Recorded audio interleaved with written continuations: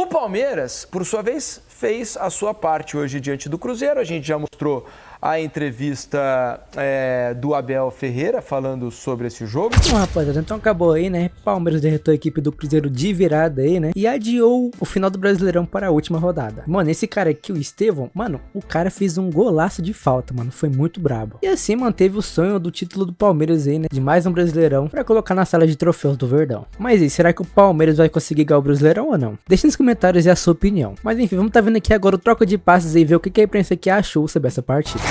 00:26, estamos de volta com o Troca de Passes e como promessa aqui é dívida, prometi que o Alex ia falar sobre o assunto, porque a gente sabe como funciona o futebol brasileiro e essa questão da rivalidade, que é algo latente e que todo clube passa em algum momento, né? Eu lembro o quanto o Grafite, por exemplo, foi xingado pela torcida do São Paulo quando marcou aquele gol contra o Juventus no Campeonato Paulista, que livrou o Corinthians do rebaixamento. O Corinthians seria rebaixado se o São Paulo não tivesse vencido o Juventus naquela partida.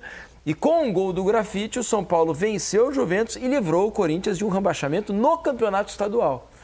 Então, a rivalidade é muito forte aqui no Brasil e às vezes fala por si só, né, Alex? E acaba natural. Nenhum resultado ele vai e nem pode passar por cima de princípios e valores, cara. Isso daí é de cada um.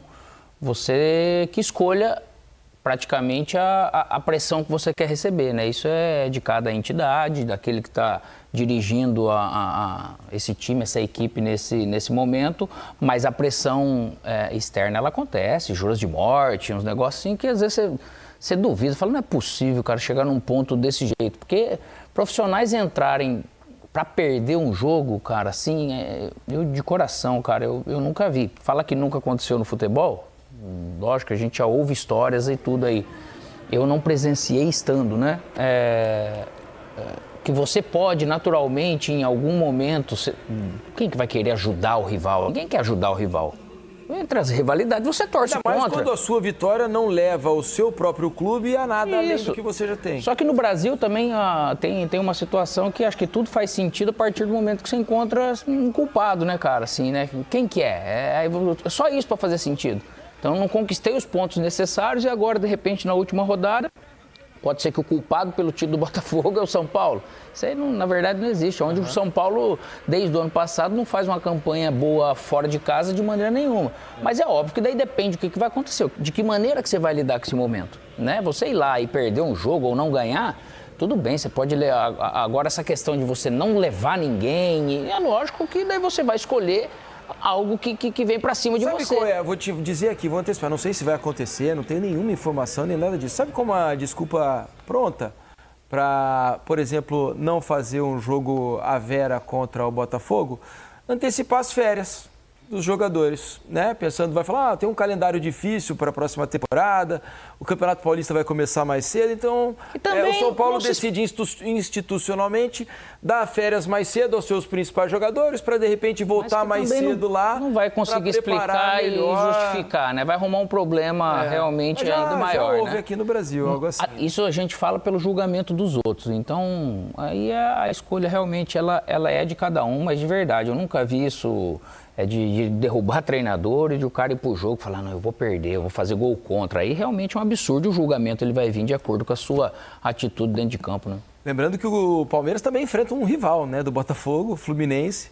A diferença é que o Fluminense pode precisar de pontos na última rodada, dependendo do que vai acontecer amanhã. Né? Porque a tabela diz o seguinte, amanhã o Fluminense pode se livrar matematicamente do rebaixamento. Para isso, ele precisa vencer o seu jogo contra o Cuiabá, certo? Estou até abrindo aqui para não falar nenhuma bobagem. Se ele vencer o seu jogo contra o Cuiabá amanhã, ele vai a 43 pontos e vai precisar que o Atlético Paranaense pelo menos empate com o Bragantino. Se o Atlético Paranaense em casa empatar ou vencer o Bragantino e o Fluminense vencer o Cuiabá, acabou. o Fluminense está livre do rebaixamento e não precisa de nada na última rodada.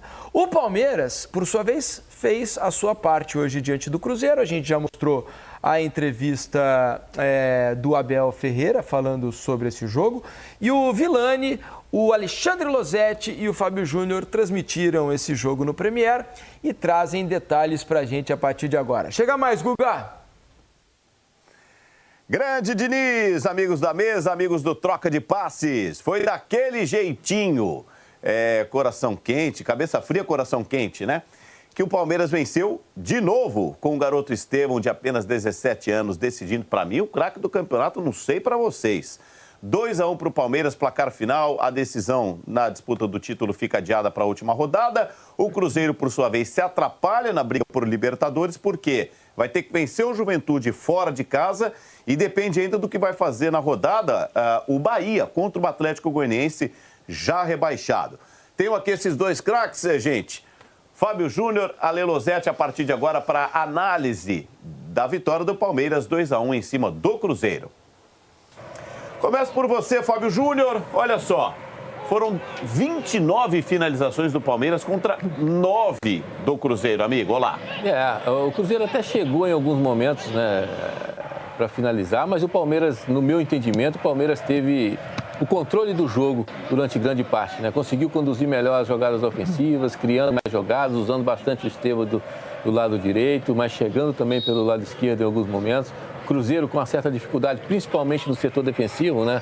E aí dava muito espaço. O Palmeiras, com a qualidade que ele tem na frente, foi empilhando oportunidade, empilhando chances. Tanto que o Cássio, para mim, foi, independente do resultado, foi um dos grandes destaques da equipe do Cruzeiro, porque fez ótimas defesas. Senão o placar poderia até ter sido diferente. A gente está vendo aí uma das poucas finalizações do Cruzeiro. Mas realmente, no meu entendimento, eu acho que o Palmeiras vence, e até porque buscou mais o ataque, propôs mais o jogo e realmente conseguiu as finalizações para conseguir vencer o jogo, né?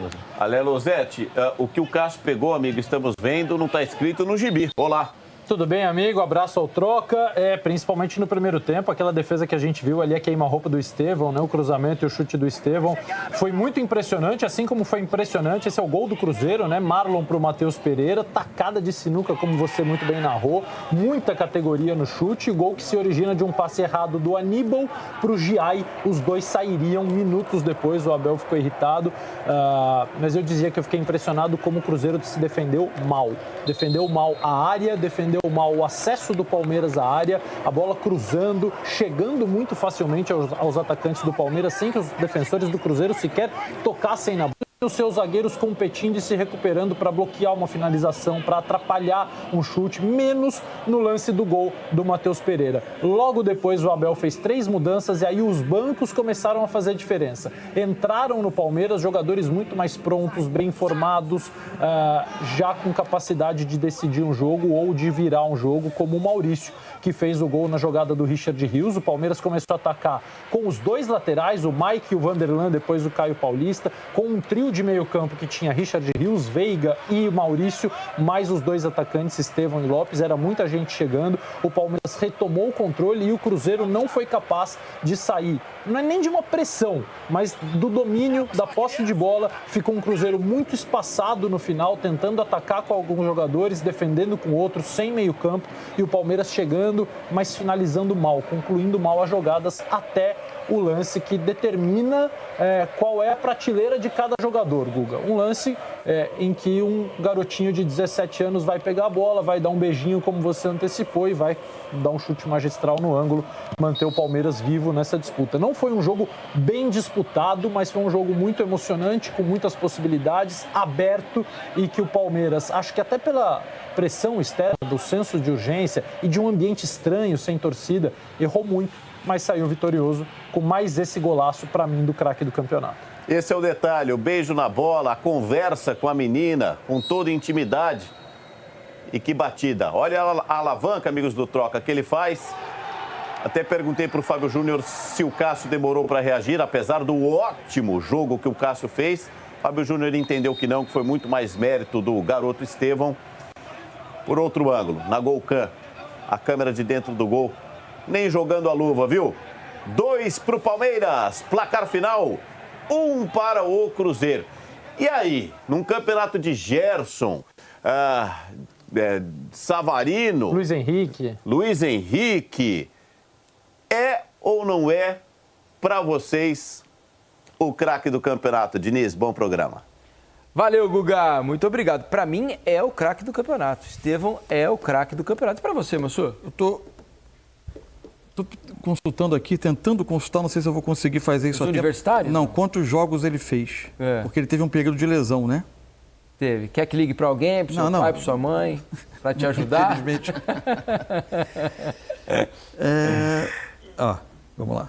Ele tem que ser, então... Para você, Alex, quem é o melhor jogador revelação, pode ser artilheiro. Revelação não há dúvida de que ele será, né? Ele é o craque do campeonato, fez 30 jogos. 30 jogos suficientes para ser. O período de lesão foi menor do que eu imaginava. Ele é por o artilheiro, 31. Né? Eu pensava nele, tinha o Luiz Henrique, que acho que era um grande candidato também, mas acho que o Estevão. O impacto dele no time do Palmeiras é um negócio de louco, cara. Vice-artilheiro do campeonato. Falei artilheiro, que o Yuri Alberto ultrapassou, o Alejandro também. Surgindo algo dos super diferentes aí, né, cara? Espetacular esse moleque, a batida na bola é linda, né? Ele faz um gol. A gente tem uma imagem também do Rony no banco de reservas. Ele não desceu para o vestiário, né? Ele não desceu para o vestiário no intervalo, ficou sentado ali no banco, meio sozinho, meio cabisbaixo. Tá dando a impressão de que o ciclo do Rony, assim como do Dudu, né? Aliás, o Abel na coletiva não garante. Não garante. A pergunta é feita direcionada sobre o futuro dos dois. Ele diz que tem um planejamento pronto, os jogadores têm contrato, não saem se não quiserem, mas também não disse faço questão de ficar com eles. Não foi essa a resposta. Há um rumor grande de Dudu no Cruzeiro, né? Para a próxima temporada de novo, né? Então, como Cruzeiro é que é, Eugênio, agora? O Cruzeiro já falou do Rony também, né? Já saiu também notícia, vamos dizer, falando isso. A gente fez aqui para vocês uma linha do tempo, né? Como é que foi essa disputa hoje entre Palmeiras e Botafogo, né? Nessa jornada que poderia ter sido a do título do Botafogo. Ainda não aconteceu. Dá uma olhadinha aí, ó. Vou mostrar para vocês. Minuto a minuto, ó. Com 21h35, 9h35 da noite, o Botafogo fazia 1-0 com esse lindo gol de Savarino na jogada ensaiada, que já foi muito bem ilustrada aqui por Carlos Eduardo Mansur. O Botafogo ia a 76 pontos, o Palmeiras naquela altura estava com 71, pontuação que daria o título. Aí o Cruzeiro faz 1-0, a situação do Botafogo fica ainda melhor. 10h39 da noite. 10h39 da noite, a diferença era de 6 pontos. Aí, 10 minutos depois, praticamente, né, o Palmeiras empata o jogo com o Cruzeiro, uma linda jogada do Richard Rios, o passe para o Maurício, a bola batida, desviada, o Cássio demora um pouquinho a reagir, né? Acho que o desvio ter reagido melhor, tem um desvio mas complica. E às 11h17 da noite, Estevão pega o campeonato e fala, tem mais um pouquinho, eu quero um pouco mais, vamos até a última rodada. E tá aí a pontuação, 76 Botafogo, 73 Palmeiras. O campeonato não acabou ainda para Botafogo e nem para Palmeiras. Abel Ferreira fala sobre a vitória do Palmeiras em Belo Horizonte. Abel, boa noite. Maurício Ferreira da Rádio Band News FM. Gostaria de ouvir a sua avaliação. Mais uma partida, assim como foi contra o Grêmio no Allianz Parque, em que o Palmeiras encontra um grande goleiro do outro lado, né? A sensação ali no primeiro tempo é que o Palmeiras poderia ter resolvido as coisas já se não fosse o Cássio. Qual é a avaliação que você faz da partida de hoje e em relação às mudanças também, né? Esperávamos um Mike na direita, foi uma questão física hoje para você ter utilizado o Giai entre os titulares, colocando o Caio no banco, o Vanderlan entrando na lateral esquerda e a saída também do Rony para a entrada do Flaco hoje como titular. Obrigado, Abel. Olha, boa noite a todos, muito sucinto. Sim, o Mike teve um ano muito difícil, dos 4 que nós estamos aqui, acho que este foi o pior ano dele em relação àquilo que é a consistência no treino e a parte física. Ele sabia que, os dois sabiam que com a expulsão do Rocha, um deles ia jogar e para aquilo que foi a semana de treinos e as dificuldades que o Mike teve, achei que devia meter o Giai. Em relação ao centroavante, tem a ver com o momento de cada um. É verdade que nenhum nem outro vivem um momento muito inspirado naquilo que tem a ver com fazer golos.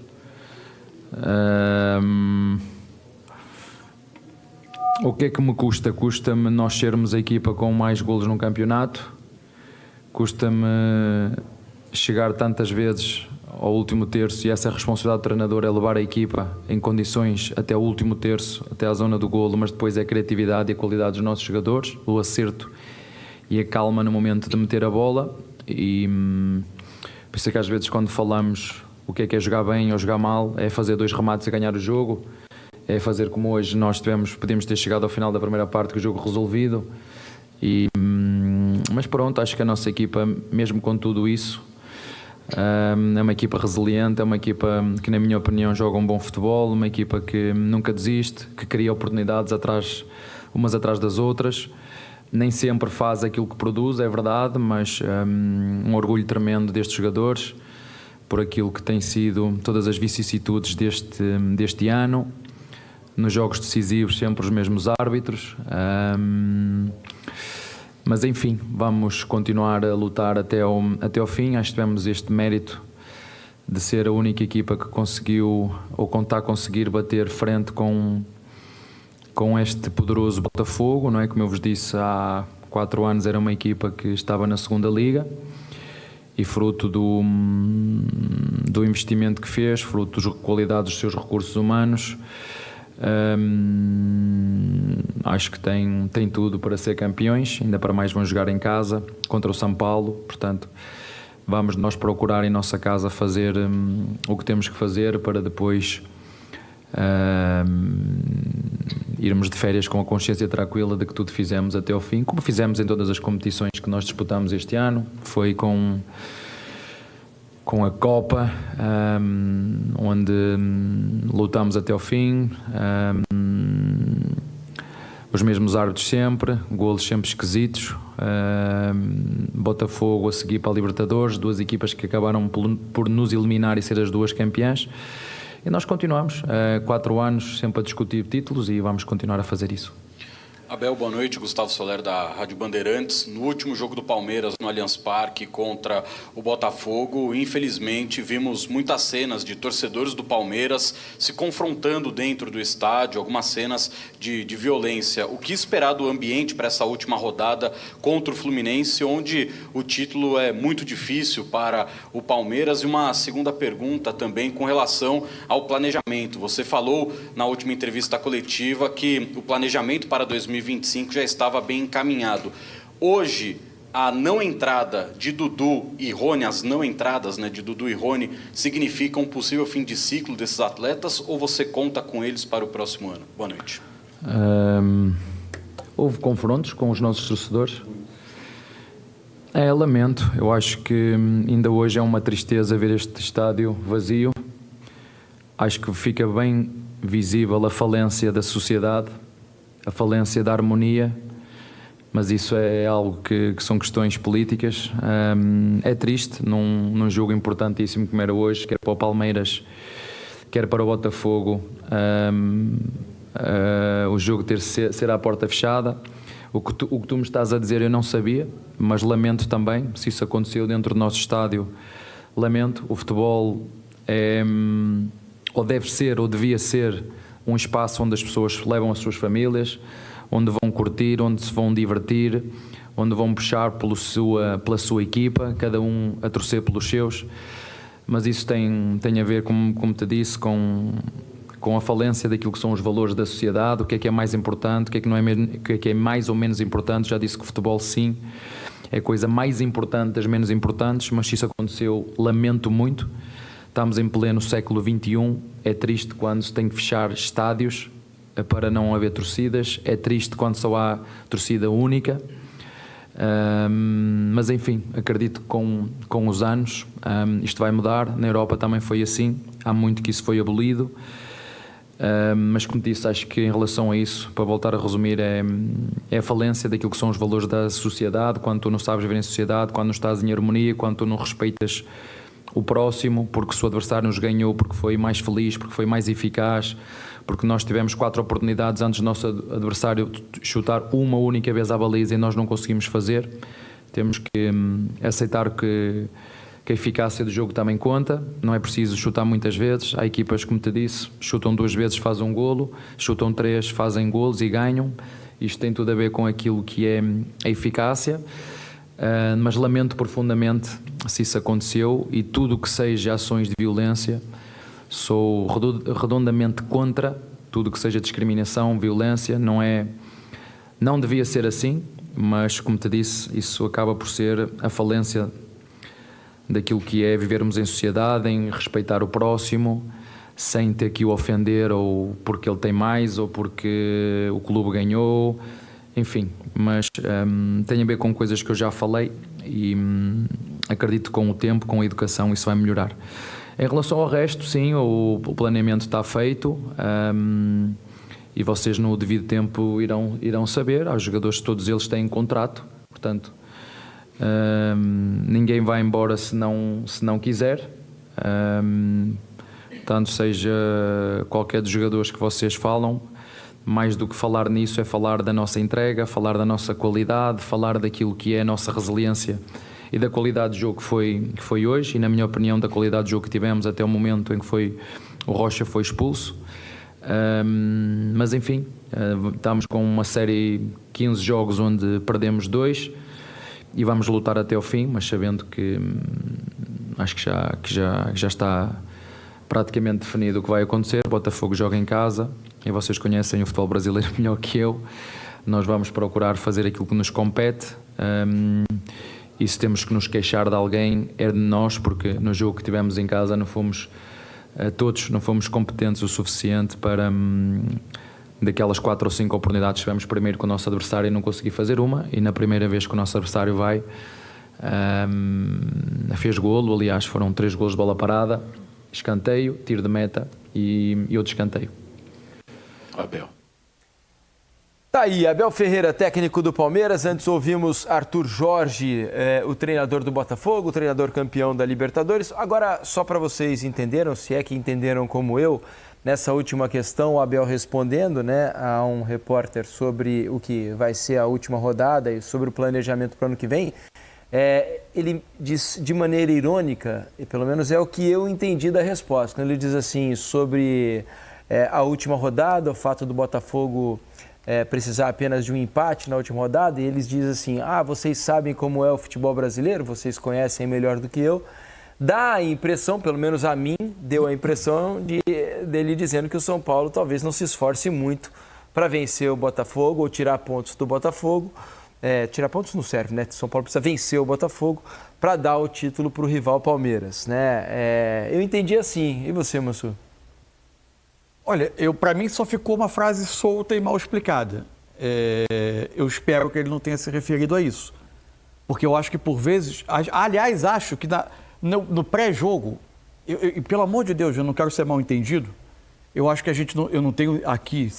Eu tenho direito de dar a minha opinião, eu não tenho direito de dizer como os outros devem trabalhar. Enfim, não tenho esse direito.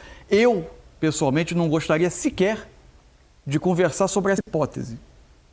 Porque isso é a deformação completa dos mais básicos valores do esporte. Eu parto do princípio de que nenhum profissional vai fazer isso. E eu não posso levantar essa suspeita se eu não tiver nenhum indício sequer de que isso vai acontecer. É a mesma coisa que eu olhar para um árbitro de futebol entrando em campo e conversar com outro. Será que ele se vendeu? Eu não posso fazer isso. Eu não tenho nenhum indício disso. Eu não tenho esse direito. Então, para mim, eu parto do princípio de que é um jogo de futebol com um time com muito mais a jogar do que o outro. E essa partida vai ser disputada.